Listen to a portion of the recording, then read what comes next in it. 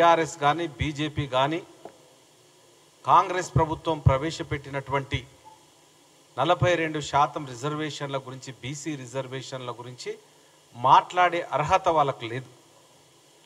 ఎందుకంటే మనము బీసీ అయినటువంటి బీజేపీ రాష్ట్ర అధ్యక్షులు బండి సంజయ్ గారిని తీసేసి మరి రెడ్డిని పెట్టినారు. రెడ్డిని తీసేసి ఈరోజు బ్రాహ్మణులను పెట్టినారు. ఈరోజు మినిమం కనీస అర్హత కూడా లేదు వాళ్ళు బీసీల గురించి.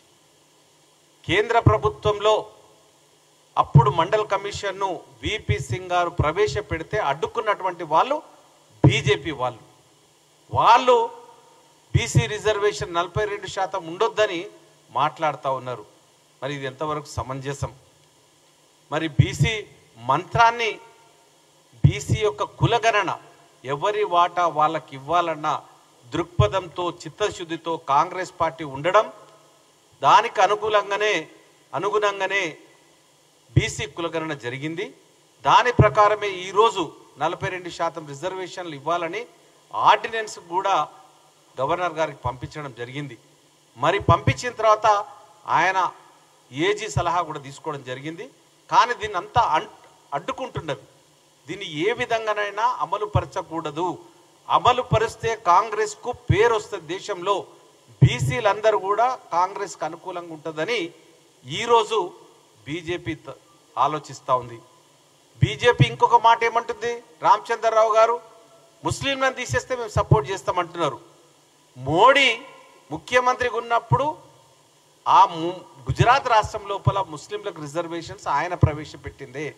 అంటే చెప్పేదొకటి చేసేదొకటి, మాట్లాడేదానికి చేసేదానికి పొంతన లేకుండా రామచంద్రరావు మాట్లాడుతూ ఉన్నాడు.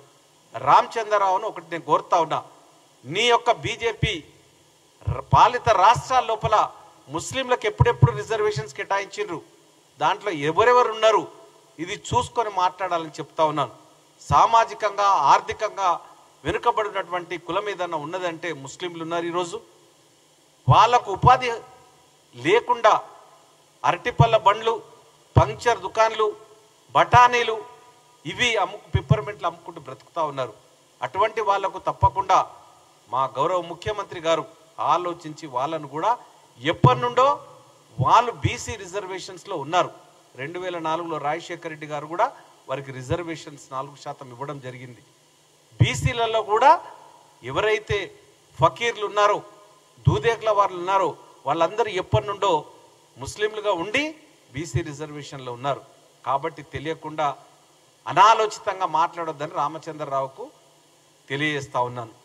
మరి కేటీఆర్ గారు సొంత ఇంటి బాధతోనే ఉన్నారు.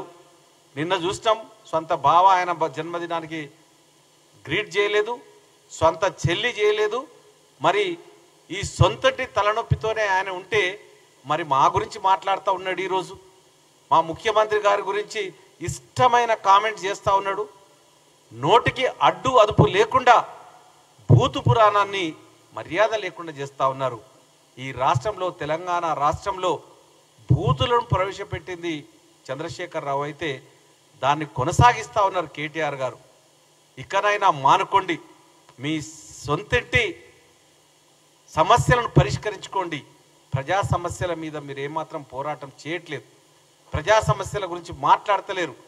మీకున్నటువంటి ఏదైతే టెలిఫోన్ ట్యాపింగ్ విషయమో, లేకపోతే నీ కార్ రేసింగ్ విషయమో, దాని గురించి బాధపడుతూ కేసును ఎట్లా దాటవేయాలి, కేసును ఏ విధంగా పోస్ట్పోన్ చేయించాలి, ఏసీబీలో నేను అటెండ్ కాకుండా ఉండాలన్న ఉద్దేశంతోనే కేటీఆర్ గారు, హరీష్ రావు గారు ఆలోచిస్తూ ఉన్నారు. మీరు ఈరోజు నీతులు చెప్తా ఉన్నారు. స్వంత భార్యల టెలిఫోన్లను ట్యాప్ చేసినటువంటి వాళ్ళు. కాబట్టి ఇప్పటికైనా మీ బుద్ధి మార్చుకొని గౌరవంగా మాట్లాడే విధంగా ఉండాలని నేను మిమ్మల్ని పత్రికా ముఖంగా కోరుతా ఉన్నాను. లూచ్చా కామెంట్స్ మానండి. ఇప్పటికైనా ముఖ్యమంత్రి మీద ఆరోపణలు మానండి.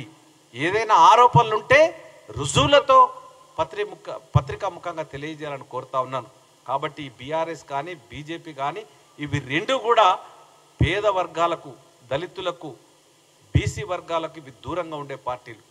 అగ్రవర్ణాల పార్టీ ఏదైతే ఉన్నదో బీజేపీ, అది ఆర్ఎస్ఎస్ కనుసన్నల్లో బ్రాహ్మణికల్ పార్టీ, అది బ్రాహ్మణుల చేతిలో కనుసన్నల్లో నడుస్తున్నది. కాబట్టి తప్పకుండా వాళ్ళ నిర్ణయాలన్నీ తప్పుడు నిర్ణయాలు, వాళ్ళు ఆలోచించే విధానం కూడా తప్పుడు ఆలోచన విధానం.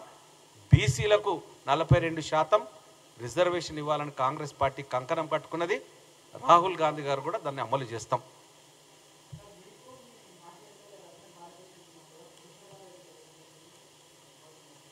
పదేళ్ల నుంచి ఇంట్లో పడుకొని ఇప్పుడు ఈ రోడ్డు చేయలేదు, ఆ రోడ్డు చేయలేదు, రాష్ట్రాన్ని ఆర్థికంగా దివాలా తీసి ఆ రోజు రోడ్డు బాగలేదని మేము ఆ ధర్నాలు చేసి జైలుకు పోయిన దాన్ని ఈరోజు మీరు ఎందుకు చేస్తలేమంటే ఒక 70 కోట్ల రూపాయలను ముఖ్యమంత్రి గారితో శాంక్షన్ చేయించడం, అది ఫైనాన్షియల్ కాంకరెన్స్ వచ్చింది. ఒక 3.5 కిలోమీటర్లు వేసినాం. ఆ కాంట్రాక్టరు చేయలేకపోతాను, డబ్బులు ఇవ్వాల్సింది రాష్ట్రం. గత డ్యూస్ని ఈ ప్రభుత్వంలో ఆయన చేసిన పనులకు కాకుండా గత 10 ఏళ్లలో ఆ కాంట్రాక్టర్ చేసిన పనులకు డబ్బులు ఇవ్వమనంటే మా దగ్గర లేదు, వెళ్ళినప్పుడు ఇస్తామని మన ప్రభుత్వం అంటే ఆయన చేయించలేదు. 10 ఏళ్ల లోపల పట్టించుకోలేదు. ఏ రోజు కూడా ఏ రోడ్డు బాగున్నదా, ఏ స్కూల్ బాగున్నదా, ఏ హాస్పిటల్ బాగున్నదా అని చూడకుండా 10 ఏళ్ళు కుంభకర్ణం నిద్రపోయి ఆటలకు పాటలకు పరిమితమై చేసినటువంటి దానికి ఈరోజు మేము చేస్తున్న దానికి భేదం.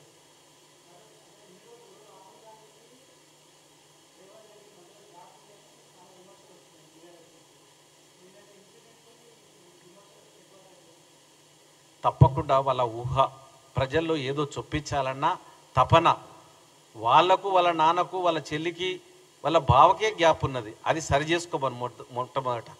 ఆ తర్వాత రాహుల్ గాంధీకి రేవంత్ రెడ్డికి ఉన్న గ్యాప్ ఏదో చూద్దాం. గ్యాప్ ఉంటే ఎప్పుడైనా వెళ్ళి కలుస్తూనే ఉన్నారు. నిన్న కూడా మీటింగ్లో కలిసినారు, బీసీ నాయకులు అందరూ వెళ్ళినారు. మరి కళ్ళకు కనబడతలేదు వాళ్ళకు.